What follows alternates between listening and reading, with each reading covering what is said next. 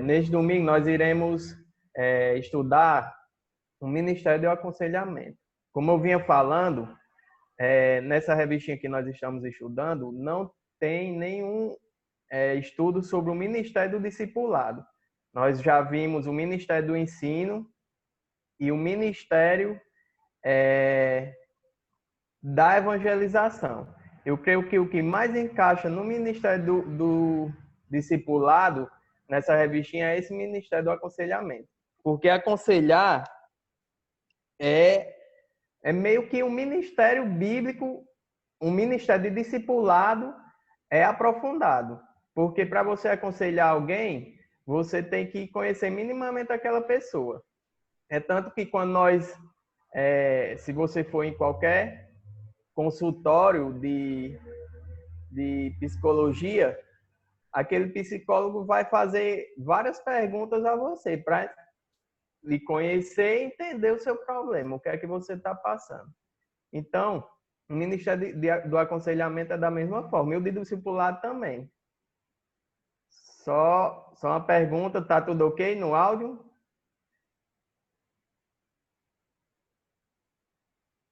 Sim, agora está perfeito. Perfeito? Isso, agora está muito bom. Pronto. Está bom. Pois, só um instante. Vamos dar continuidade aqui ao estudo. Primeiro, vamos definir o que é aconselhamento. Eu estudando para essa lição, eu vi que aconselhamento na Bíblia são duas palavras gregas que, traduzidas, elas significam por em. E isso quer dizer o quê? Quando a gente aplicar ao aconselhamento? É pôr na mente. Pôr na mente daquela pessoa alguma coisa. Então, aconselhamento é isso. Quando você quer pôr alguma coisa na mente de alguém, então você está aconselhando aquela pessoa. Vamos aqui. Pode passar, Daniel, o primeiro slide, por favor.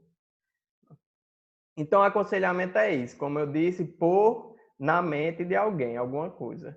Então, o aconselhamento, muita gente diz que conselho não é bom, né? Tem aquele ditado que diz que se conselho fosse bom, não seria de graça, né? Mas realmente alguns conselhos não são de graça, não. Nós vemos aí empresas que tem aquele setor de aconselhamento, tem os conselheiros de grandes empresas para ajudar os tomadores de decisão, os administradores da empresa, o presidente daquela empresa, a tomar a melhor decisão. Eles não tomam a decisão, eles apenas aconselham a tomada de decisão. Então, e eles recebem para isso, é claro, né? Então, nós podemos ver que esse ditado popular aí de que se o conselho fosse bom, seria vendido, não era de graça, então já cai por terra. Então, e quando surge o conselho, né? O aconselhamento. O primeiro aconselhamento que eu vejo é justamente lá no Éden. Quando Deus, com Adão, ele disse que tudo lhe é permitido. Só aconselha não comer do fruto de uma árvore, que é a árvore da vida, não é isso? Então, aí tem o primeiro conselho de Deus. Não é meio que autoritária, é um conselho na minha visão, porque fosse uma ordem autoritária, Deus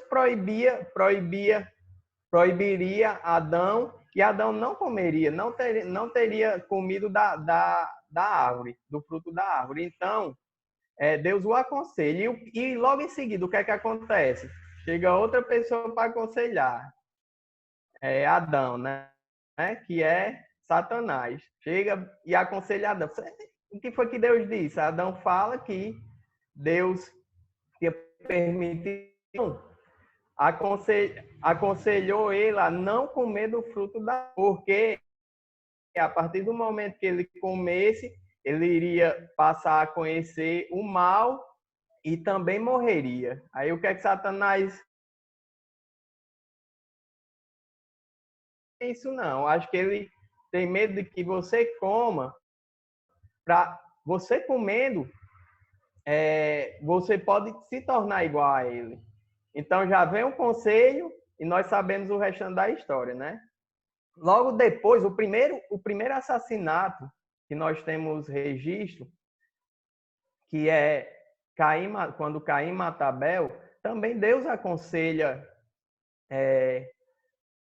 Caim a não tomar aquela atitude, não matar. Ele já sabia o que estava no coração de Caim e ele aconselha a dominar o seu instinto, aquilo que estava na mente dele. Então, nós vimos que conselho é uma coisa bem antiga, né? Começou lá com Deus, lá no Éden, com Satanás também, do outro lado, aconselhando Adão. E vem aí durante toda a história da humanidade. Aqui nós vemos o texto áureo que se encontra lá em Tito, capítulo 3, versículo 7 e 8, que diz o seguinte: para que, sendo justificados pela sua graça, sejamos feitos herdeiros segundo a esperança da vida, fiel é a palavra. E isto quero que deveras afirmes. Para que os que creem em Deus procurem aplicar-se às boas obras. Estas coisas são boas e proveitosas aos homens. Aí a lição diz como a nossa sociedade é carente de pessoas que verdadeiramente façam boas obras, façam coisas proveitosas tanto ao homem quanto a Deus. Verdade. O aconselhamento, ele se encaixa numa boa obra. Quando a Bíblia fala que nós somos salvos para as boas obras, nós não somos salvos pelas boas obras, o aconselhamento se encaixa aí. Nós somos salvos também para que nós possamos aconselhar outras pessoas a tomarem boas atitudes, a seguir o Senhor Jesus Cristo. Então, o aconselhamento faz parte das boas obras. E muitas vezes a pessoa pode pensar que, rapaz, aconselhamento é um ministério para o pastor, né? O pastor é que deveria aconselhar, o pastor tem mais experiência. Eu não, eu devo participar de outros ministérios na igreja, ou então fazer outras coisas, evangelizar somente, enfim, discipular, que eu comecei a lição dizendo que é uma coisa meio que paralela ao discipulado, o aconselhamento. Então, as pessoas podem dizer, não, aconselhar não tem nada a ver comigo, não. Mas, na verdade, a vida é feita de influências, né? Ou nós somos influenciáveis, ou nós influenciamos. E a forma de você influenciar alguém é aconselhando. Então, como nós vimos na história que eu falei aqui de Caim, também de Adão e Caim. Adão foi aconselhado pela serpente, por Satanás, e Caim seguiu o seu instinto. Outra coisa que também é interessante pontuar é que muitos conselhos falam que nós devemos seguir o nosso coração. Mas o que é que a Bíblia fala sobre nosso coração? A Bíblia fala que nosso coração é cheio de coisa ruim. É de lá que provém a ira, é de lá que provém os assassinatos, os roubos, a prostituição, o adultério, enfim, tudo de ruim provém do nosso coração. Mas a visão mundana é que nós devemos, quando nós não sabemos, estamos meio perdidos, devemos seguir o nosso coração. O que é que seu coração está dizendo? Né? Até nós vimos isso até mesmo nos filmes, né? Hollywood difunde muito isso, dizendo, não sei se vocês conhecem, a história do um desenho que da Disney que diz assim: ouça seu coração, borboletinha, né? Não sei se vocês conhecem, já assistiram esse desenho. Não deve ter muitas crianças assistindo, enfim. Mas é isso. O que é que o mundo diz para nós? Para que nós possamos ouvir nosso coração. A Bíblia já vai na contramão. Então, que tipo de aconselhamento é que nós devemos praticar? É o aconselhamento bíblico. Vamos voltar. O que é que significa aconselhamento? Aconselhamento significa colocar na mente, pôr na mente. E o aconselhamento bíblico? Colocar, pôr na mente a Bíblia. Ideias bíblicas, conceitos bíblicos, enfim, isso é o aconselhamento bíblico. Vamos passar, e pode passar, Daniel, o slide, e nós veremos que Jesus fez isso como ninguém. E não tinha hora para Jesus aconselhar. Nós vemos aqui que ele aconselha à noite, né? Capítulo 3 de João, versículo do 1 ao 36. Ele aconselha, quem é que ele está aconselhando à noite? É Nicodemos. Nicodemos, mestre da lei, foi ao encontro de Jesus à noite, porque eu acho que ele deveria estar com vergonha, né, de Jesus. Então ele foi na surdina da noite procurar Jesus. E deste aconselhamento em circunstâncias tão desfavoráveis, sai um dos textos bíblicos mais lidos e completos da Bíblia, que resume a missão do Filho de Jesus. Porque Deus amou o mundo de tal maneira que deu seu Filho unigênito, para que todo aquele que nele crê não pereça, mas tenha a vida eterna. Nós vamos ler esse texto. Se você, como eu não posso compartilhar aqui minha tela, eu vou pegar minha Bíblia e se você puder acompanhar na sua Bíblia, faça isso. Vamos lá para João, capítulo 3.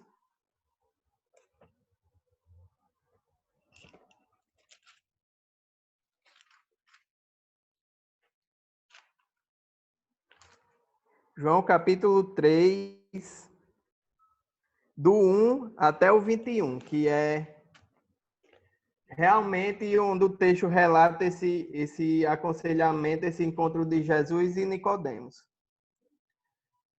Vamos ler.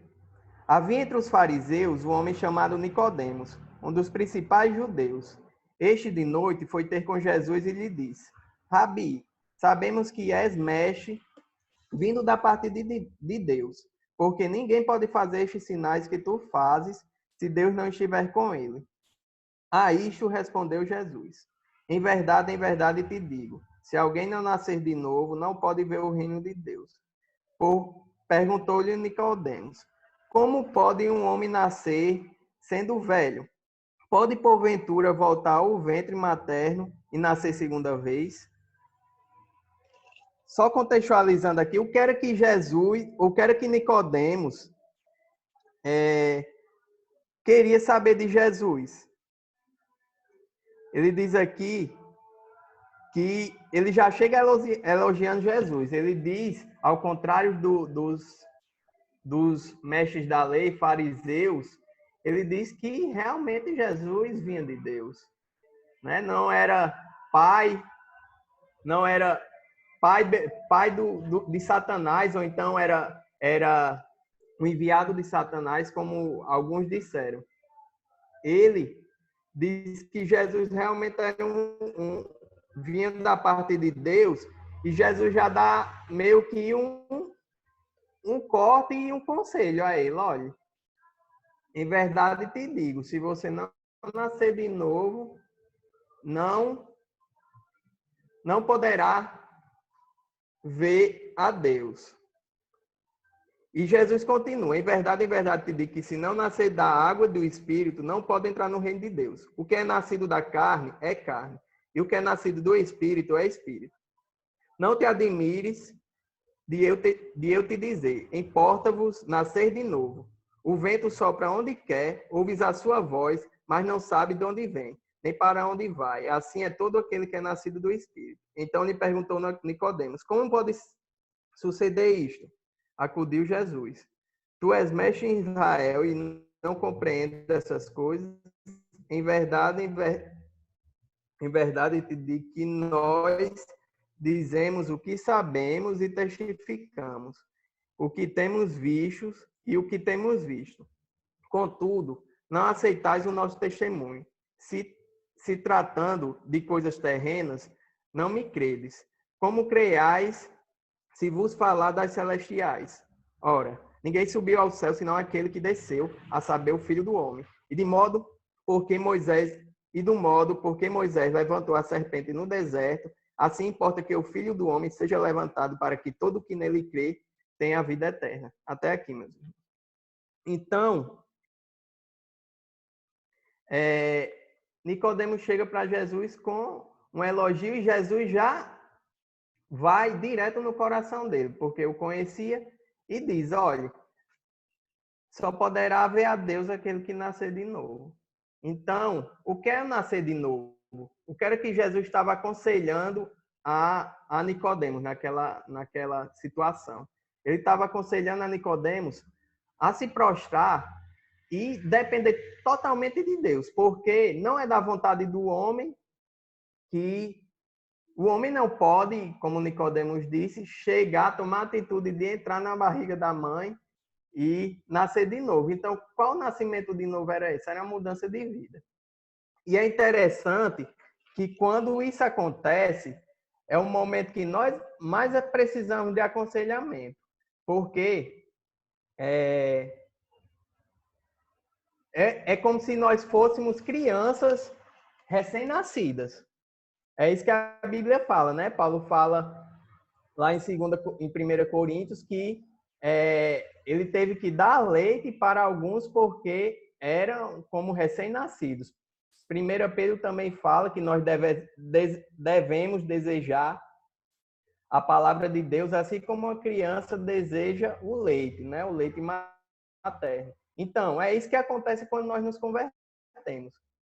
Nós somos recém-nascidos. E o que é que um recém-nascido precisa? Precisa que alguém pegue, o aconselhe, o pegue pela mão, levante. É interessante que quando eu estava estudando o livro de João com minha avó, e eu dizia, com minha mãe também, eu dizia: mãe e vó, vocês dois são bem mais experientes do que eu. Minha mãe se converteu um pouco depois de mim, bem mais experientes do que eu na vida, mas aquele que se converte, ele tem que ter a humildade para reconhecer que a partir de agora ela é uma criança. Ela não sabe, não conhece muita coisa de Deus, ela não conhece praticamente nada. Então, ela tem que ter a humildade e saber que ela talvez tenha que escutar coisas que talvez não, com certeza vai escutar coisas que ela creu a vida toda, no caso da minha avó, mais de 80 anos, e agora está escutando que aquilo que ela creu é diferente, ou então é errado, ou então não agrada a Deus. Então, e esse conselho tem que ser dado, muitas vezes, porque muitas vezes essas pessoas realmente creram a vida toda em coisas que não agradam a Deus. E, às vezes, as pessoas que evangelizam têm medo de tocar justamente naquele assunto que a pessoa tem convicção. E da outra parte, como eu disse, tem que haver muita humildade. Então, era isso que Jesus esperava de Nicodemos, que mesmo ele sendo bem mais velho que Jesus, já mexe na lei, ele deveria nascer de novo e olhar para a Bíblia, para as Escrituras, com a visão que Jesus tinha. Então, pode passar, Daniel, agora nós veremos outro encontro de Jesus, outro momento em que Jesus aconselhava à noite.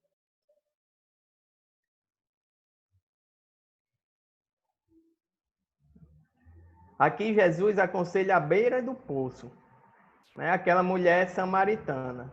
Ele diz que ele é a fonte inesgotável de sabedoria, de conselhos bons, de amor e de vida. Assim se resume a palavra de Jesus à mulher samaritana. É verdade.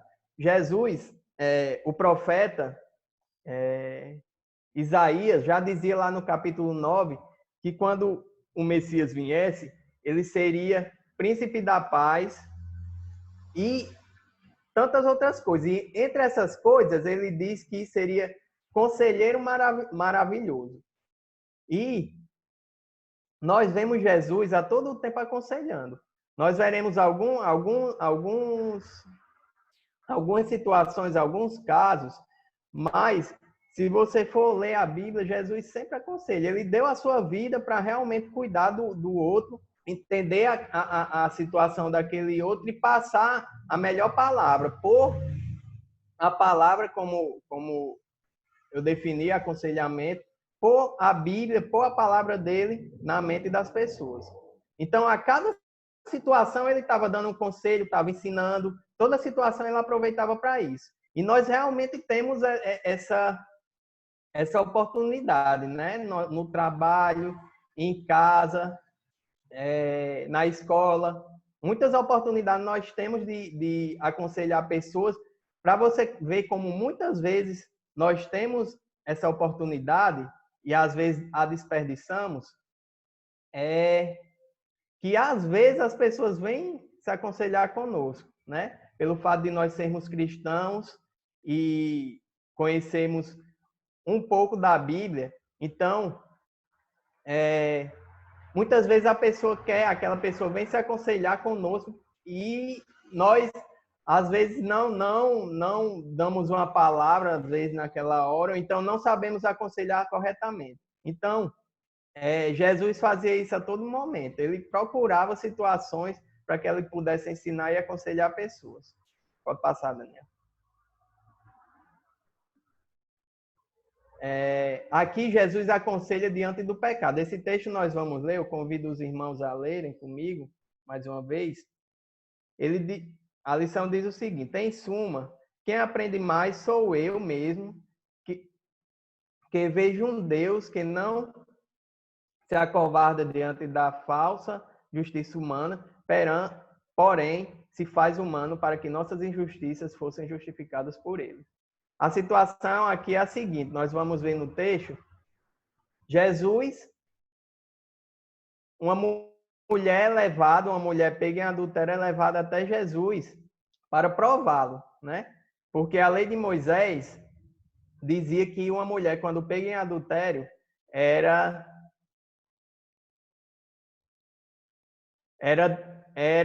a pena era ser morta apedrejada. E os fariseus pensavam o que é que eles tinham em mente, né? Pronto, nós vamos pegar Jesus agora, porque se ele disser que não, essa mulher não deve ser apedrejada, ele irá contra a lei de Moisés. E ele diz que vem da parte de Deus. E as Sagradas Escrituras também vêm da parte de Deus. Então, ele irá contradizer a palavra de Deus. E se ele disser isso, é isso mesmo que a Escritura diz, então vocês devem fazer isso. Ele irá meio que ser condizente com o assassinato, né? Então, o que é que Jesus fala? Vamos ler o que é que Jesus faz, né? Vamos ler agora no texto. João, capítulo 8, versículo do 1 ao 11.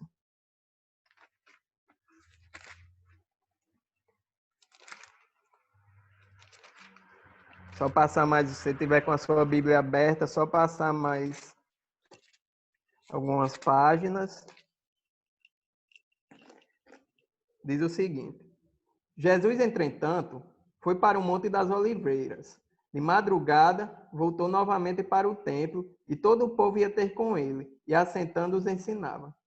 Os escribas e fariseus trouxeram à sua presença uma mulher surpreendida em adultério. Fazendo-a ficar de pé no meio de todos, disseram a Jesus: mestre, esta mulher foi apanhada em flagrante adultério. E na lei nos mandou Moisés que tais mulheres sejam apedrejadas. Tu, pois, o que dizes? Isto diziam eles, tentando para terem de que o acusar. Como eu disse, né? Era aquela situação. Se Jesus fosse contra a lei de Moisés, ele não poderia vir de Deus. E se ele dissesse que realmente deveria apedrejá-la, né? Então, ele seria conivente com o assassinato.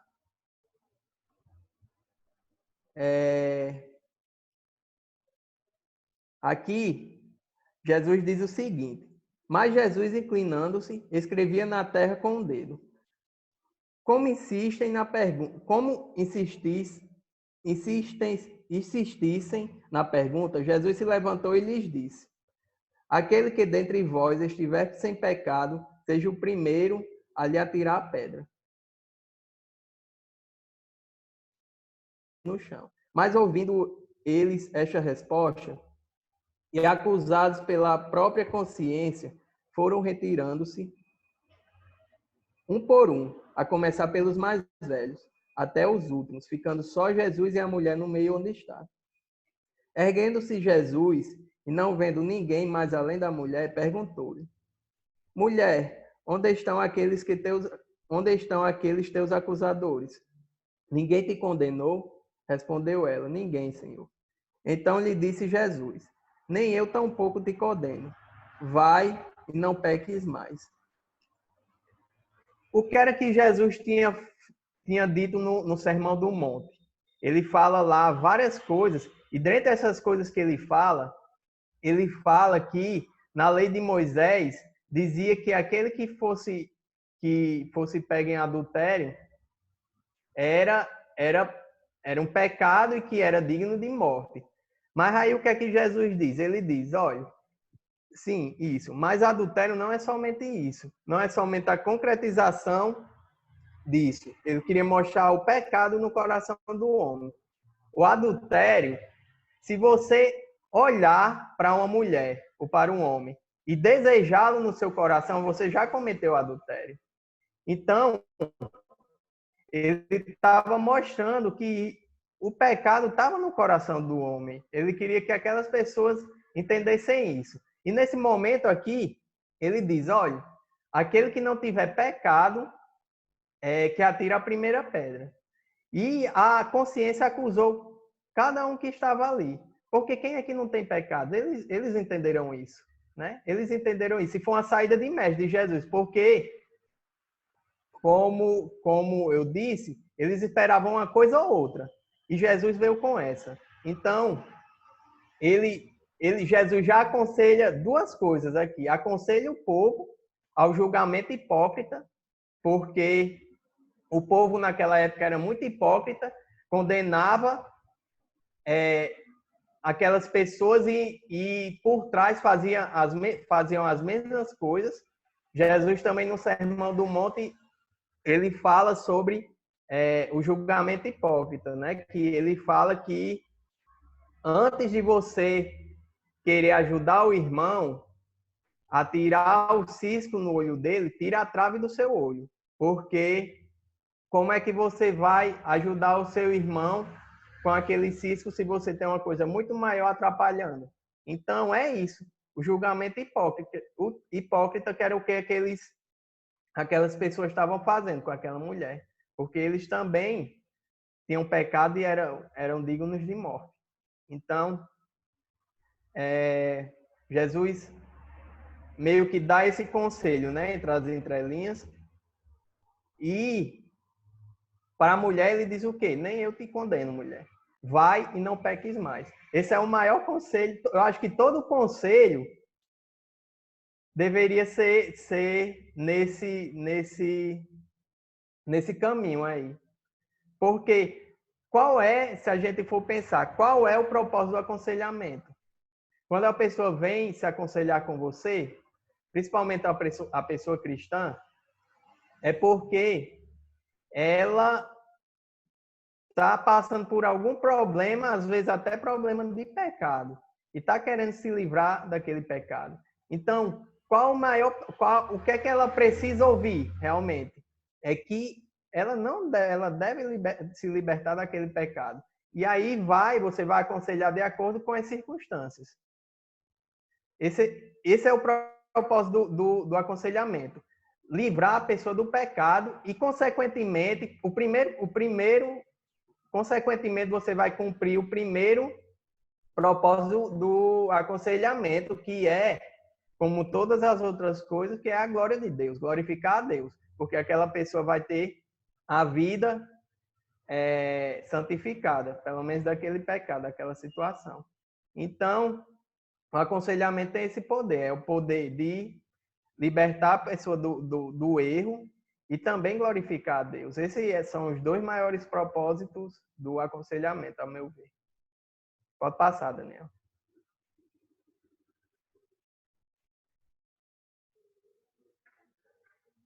Aqui nós temos outra situação de Jesus. Vão contando aí, ó. Jesus já aconselhou à noite, já aconselhou no poço, quando estava com sede, já aconselhou quando estava ensinando e foi surpreendido com uma pergunta embaraçosa ali, e agora ele aconselha os seus discípulos no jantar, quando estavam jantando.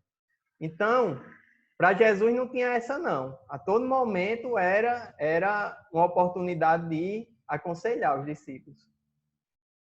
Jesus sempre se dispôs a ensiná-los, não os valores piedosos ou as regras de uma nova religião, os valores e princípios de uma vida voltada para o próximo, para o serviço e para o altruísmo.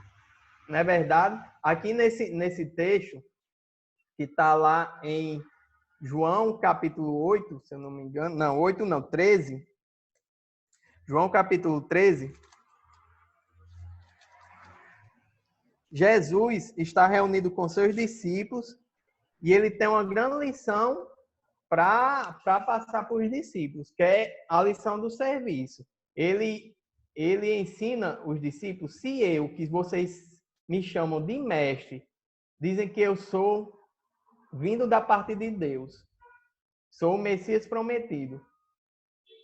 Eu vou fazer isso para lhes dar exemplo. E ele vai e lava os pés de cada um dos discípulos. Né? Pedro até diz, não, Senhor, por que é que o Senhor está fazendo isso? O Senhor que devo lavar os pés do Senhor. Mas Jesus diz, não, eu estou fazendo isso justamente para dar o exemplo. Para dar o exemplo. Eu que sou eu. Eu vim para servi-los e servi-lo até as últimas circunstâncias, como foi o caso realmente, serviu ele quando estava lá na cruz, ele estava nos servindo, porque a salvação é mediante aquele sacrifício dele. E só poderia ser ele. Ele poderia, lá do alto, dizer, não, nós já somos completos. Eu, o Espírito Santo, o Pai, nós não precisamos das pessoas, né? Dos homens. Só nós três já nos basta. Mas ele, por amor, ele vem e se sacrifica para redimir aquelas pessoas que já haviam rejeitado, como eu falei lá no início, né? Já haviam rejeitado ele, não seguiam os conselhos dele. Então, ele aconselhava os discípulos para dar esse exemplo de que nós devemos servir uns aos outros. Se você quer ser grande no reino de Deus, você deve ser o primeiro a servir. Pode passar, Daniel.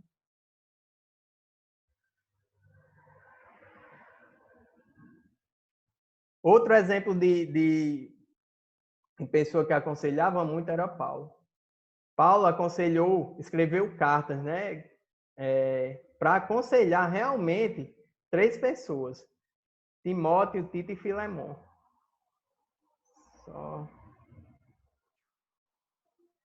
No texto indicado acima, que é lá em 2 Timóteo, capítulo 2, do versículo 1 ao 26, os conselhos são diretos.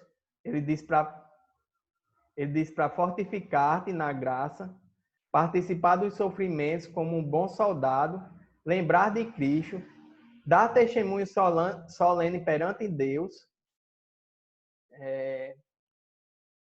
e os mais importantes de todos os conselhos, apresentar-se diante de Deus como obreiro aprovado, que não tem do que se envergonhar e que maneja a palavra da verdade. Esse conselho era muito importante porque Timóteo era um pastor, estava querendo ser um pastor. E não existe pastor sem que ele possa manejar a Bíblia, realmente, a palavra de Deus, de maneira que conheça realmente a palavra de Deus. Ele falou várias coisas, como eu disse, dar testemunho perante Deus, cuidar dos mais necessitados. Ele alerta também, aconselha sobre os fins dos tempos, fala que nos fins dos tempos haverá homens impiedosos, que não amam o próximo, homens avarentos, gananciosos. Mas o mais importante de todos os conselhos que ele dá é justamente esse, para que Timóteo seja um homem que não venha se envergonhar no manejo da palavra. Por quê? Porque se ele fizesse isso, todos os outros conselhos já estavam abarcados, porque a palavra de Deus nos aconselha sobre todas as coisas em nossas vidas. Para você ver, vamos ler um texto, eu convido vocês a ler um texto muito famoso, que é justamente lá em 2 Timóteo, capítulo 3,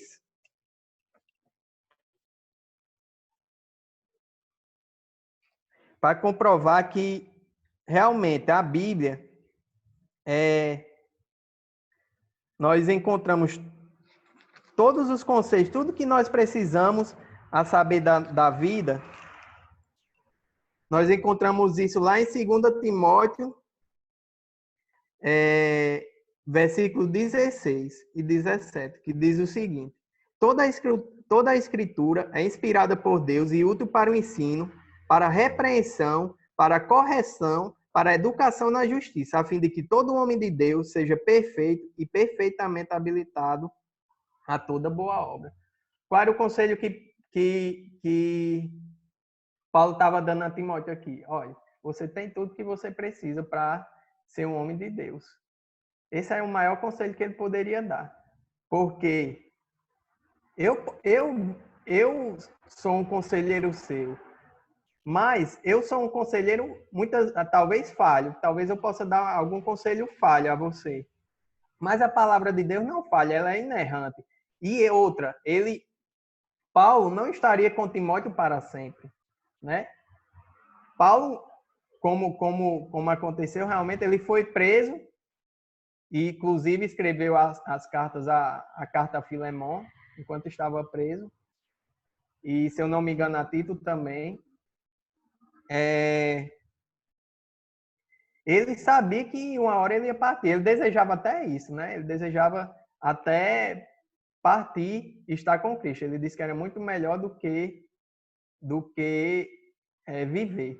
Então, mas sabendo também da missão que ele tinha. Então, ele deixou o maior de todos os conselhos, que é o conselho para nós considerarmos a Bíblia como a única regra de fé e prática. Porque tudo que nós precisamos está lá. A Bíblia fala sobre tudo, realmente. A Bíblia fala como nós devemos nos comportar uns com os outros, nas mais diversas relações. Pai e filho, filho e pai, esposa e esposa, relação trabalhista, né? Relação do trabalho, do empregado e do empregador. A Bíblia fala sobre sexo, a Bíblia fala sobre jovens, a Bíblia fala sobre riquezas, a Bíblia fala sobre o futuro, de onde surgimos, para onde vamos, o porquê agimos como agimos. Então, a Bíblia é meio que como um manual, é como se nós fôssemos um produto de Deus tivesse nos produzido e tivesse deixado ali um manual de instruções. Então, muitas vezes, as pessoas pensam, eu aquele problema que eu tenho, eu não devo levar ao pastor, então não devo falar com os irmãos, eu devo falar com outras e outras pessoas. Não, você deveria realmente se aconselhar com pessoas que conhecem a Bíblia, porque essa pessoa é que talvez estará apta a lhe aconselhar da forma. E também a responsabilidade cai sobre nós, cristãos, de dar o conselho àquelas pessoas que vierem nos buscar, e não somente aqui nós viemos, aquelas que nos procurarem, né? Mas fazer como Jesus, como nós vimos que Jesus fazia, buscar situações também onde nós possamos ensinar e aconselhar, né? E isso daí envolve discipulado, como eu disse. Porque você não pode chegar a ninguém e chegar para ela sem conhecer nada da vida dela e dar um conselho. Eu posso dar um conselho para você? Não. Como é que você vai chegar com essa abordagem? Você tem que conhecer minimamente a pessoa. Então, isso é um discipulado. Você deve fazer isso como um ministério de discipulado. Eu sei que isso gasta tempo e como a vida que nós levamos hoje em dia é muito corrida, várias tarefas, e muitas vezes nós pensamos em dar um conselho para alguém, mas da correria da vida, nós não conseguimos, né? Mas isso deveria ser uma coisa que nós deveríamos colocar na agenda. Você deve ter aquele amigo crente e um amigo descrente, né? Que você pode aconselhar sobre várias coisas. E um detalhe interessante, que eu falei sobre discipulado, o aconselhamento do descrente deve vir sempre com o evangelismo. Porque a Bíblia fala que o homem natural, ele não compreende as coisas de Deus. E o descrente é o homem natural. É como nós éramos antes de nos converter. É o homem sem o Espírito Santo, o homem natural. O que foi que nós vimos lá quando Jesus estava conversando com Nicodemos?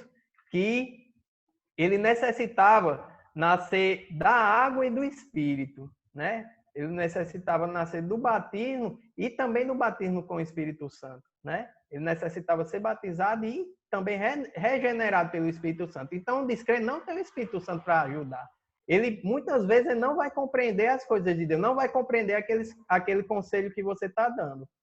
Porque, como eu disse no caso da minha avó, ele tem toda uma vida pregressa, contrária, muitas vezes, àquele conselho que você está dando. E ele não entende também, por não ter o Espírito Santo, o porquê daquilo.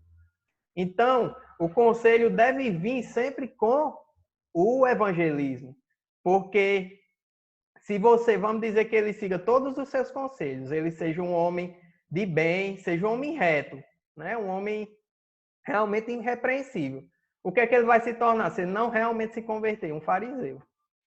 Ele vai se tornar um fariseu. Ele vai ser um homem religioso apenas.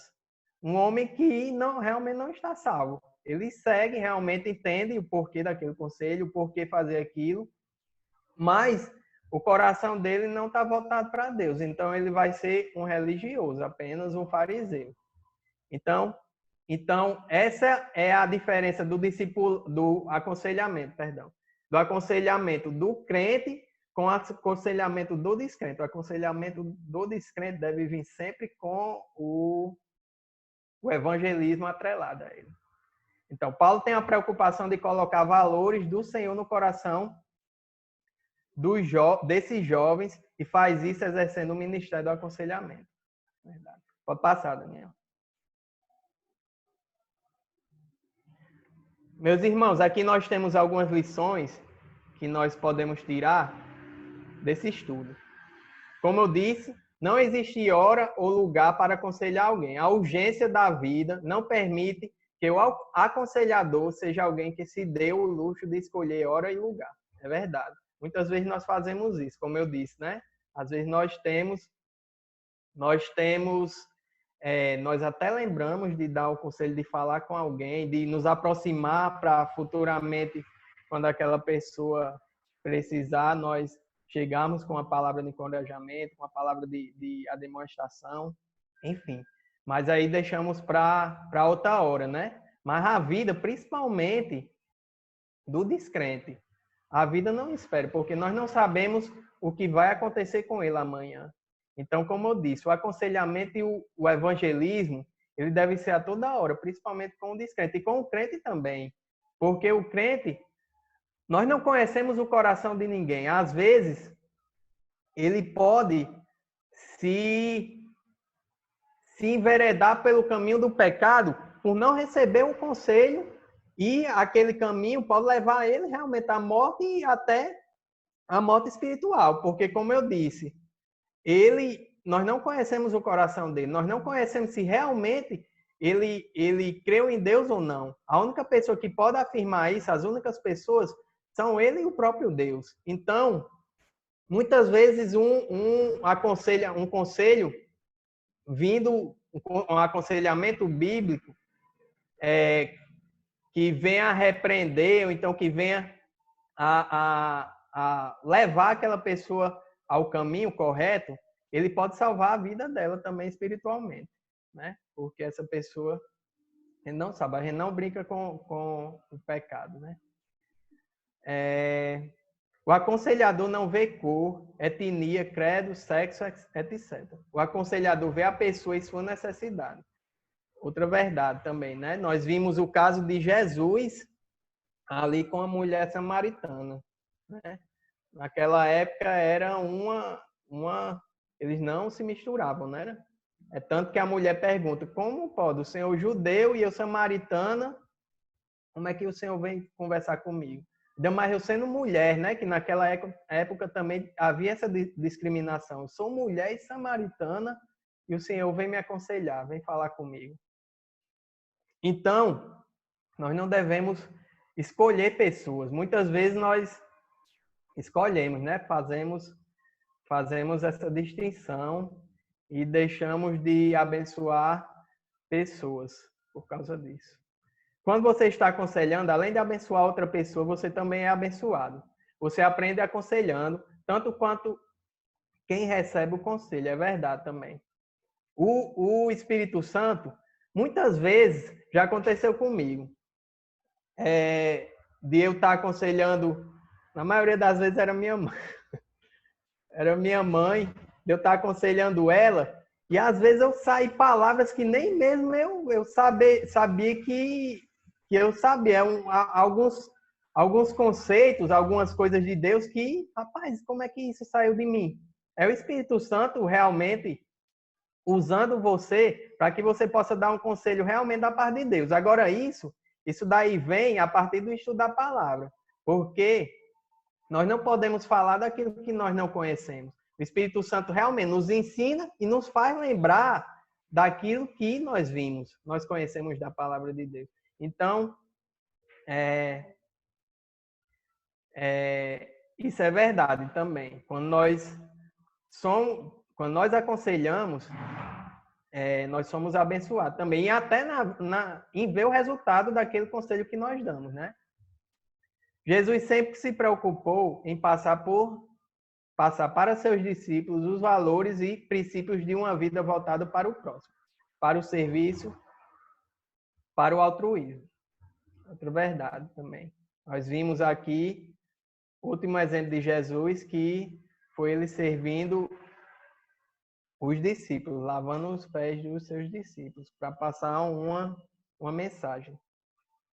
Quem aconselha deve ter no seu coração valores do Senhor. Quem aconselha deve ter o coração repleto das coisas de Deus. Verdade. Como eu disse, tem todo tipo de conselho no mundo. Existe conselho sobre administração. Nós temos visto aí, agora nessa pandemia, né, a OMS aconselhando todas as nações a seguir uma linha, né? Então, existem vários tipos de conselho. Existe também aqueles conselhos errados, né? Que nós conhecemos também. E tipo, quem aconselha, ele tem que ter os valores do Senhor. Por quê? Porque o coração, a boca fala do que o coração está cheio. Né? Como é que você vai trazer um conselho vindo da parte de Deus, um conselho realmente, um aconselhamento realmente bíblico, se você não conhece a Bíblia? Tá aí a importância de uma escola bíblica, está aí a importância da leitura bíblica diária, né? Está aí a importância de você conhecer essas situações que nós vimos aqui, de Jesus aconselhando, porque você só pode falar daquilo que conhece. Como é que você vai aconselhar um jovem a manter o seu caminho reto? O porquê ele deve se abster da prostituição, o porquê ele deve não mentir, o porquê ele deve obedecer os pais, né? Como é que você vai meio que justificar esse comportamento sem você conhecer a Bíblia, sem você saber que aquilo é pecado, aquilo desagrada a Deus, né? Então, são essas coisas. Pode passar, Daniel?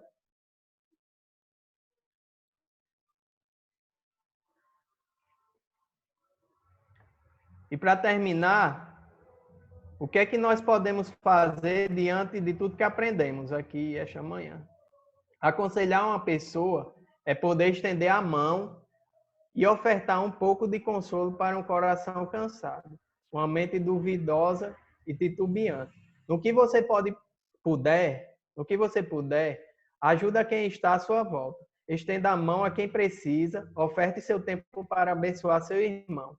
E por falar em ofertar o tempo, o que você tem feito com o seu tempo ocioso? Tem ajudado na obra ou ficado em casa cuidando de seus próprios interesses? E muito tempo ocioso, né? Para muita gente agora nessa quarentena, nós podemos sim também aconselhar via WhatsApp, né? Via outras ferramentas, né? Conversar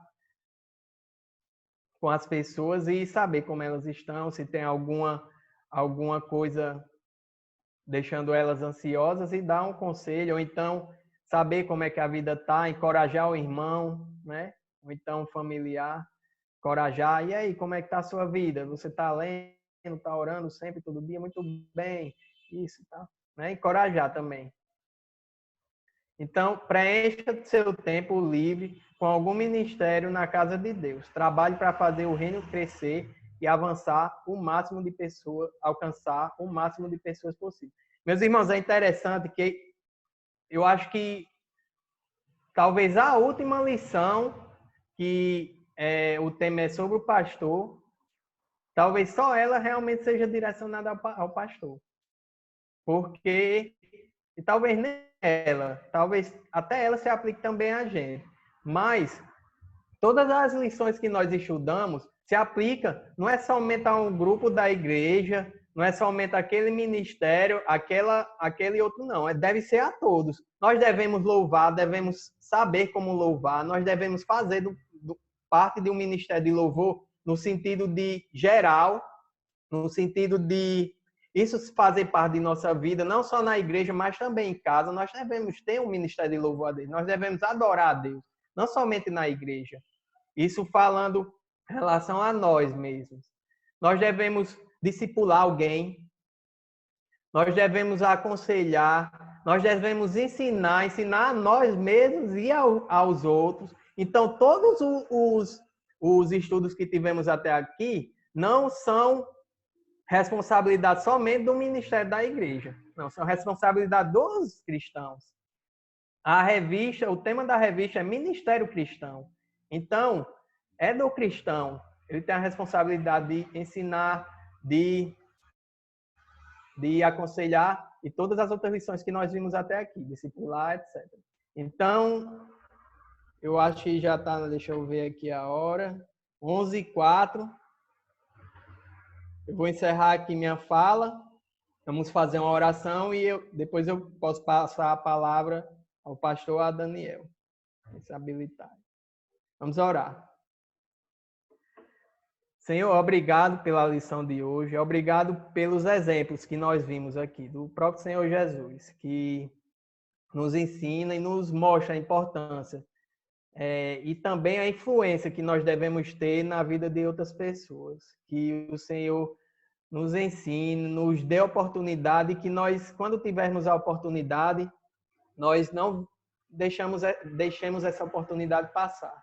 Nós possamos dar bons conselhos, sempre pautados e baseados na tua palavra, e também que essas pessoas possam compreender o que nós falamos, que elas possam saber o porquê das coisas, o porquê estão desagradando a Deus, ou então o porquê aquele caminho é errado, enfim. Te pedimos também pelas pessoas que nós convivemos, que ainda não confessam o Senhor Jesus, que além de aconselhá-las, meu Deus, nós possamos também evangelizá-las, que a palavra do Senhor possa chegar aos corações delas, que eles possam entender a situação, a real situação delas diante de Ti, situação de pecado, e que o Senhor os amou, enviou o Seu Filho Jesus para que essa reconciliação pudesse ser possível. Então, te pedimos para que essas pessoas compreendam, primeiro essas coisas que são mais importantes, e depois realmente os nossos conselhos para uma vida melhor.